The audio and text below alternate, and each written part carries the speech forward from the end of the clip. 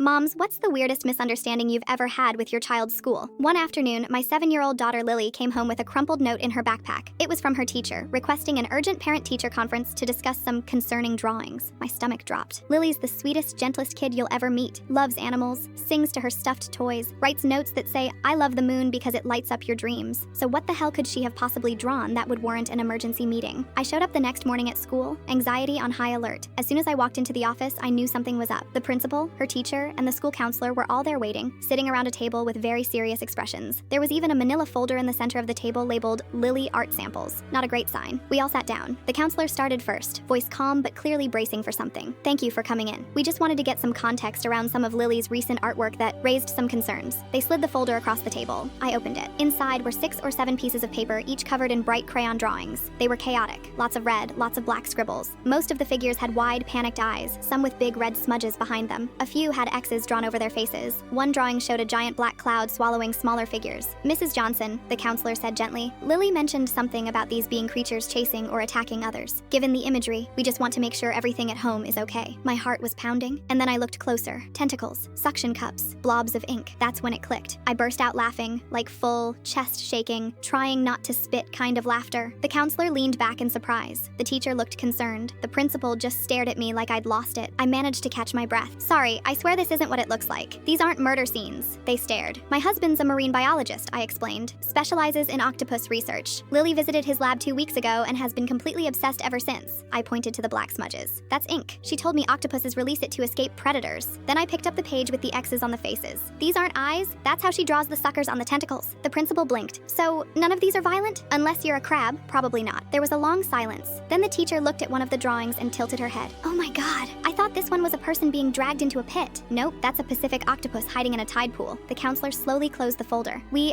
may have slightly overreacted." By the time I left, they were all laughing too. The best part? Lily's teacher actually apologized later that day, and then invited my husband to come in and give a presentation to the class on marine life. He brought in slides, shells, videos, and a rubber octopus arm that Lily insisted on carrying around like a trophy. Now the entire 2nd grade is obsessed. The art teacher started a sea creature unit. Kids are drawing squids, jellyfish, sea stars. One kid made a clay model of a vampire squid that looked like a Halloween prop. It lives in the display case by the library now. Lily came home that Friday, handed me her newest masterpiece and said, "This one's a blanket octopus. It's got bioluminescent powers." I looked at the drawing. Tentacles, sparkles, bright green crayon lightning bolts shooting out of a sea cave. I said, "Do you think the school's ready for this one?" She nodded. "I told everyone today that female octopuses can be 40 times bigger than the males." Then she marched off to pack her backpack for Monday's cephalopod show and tell.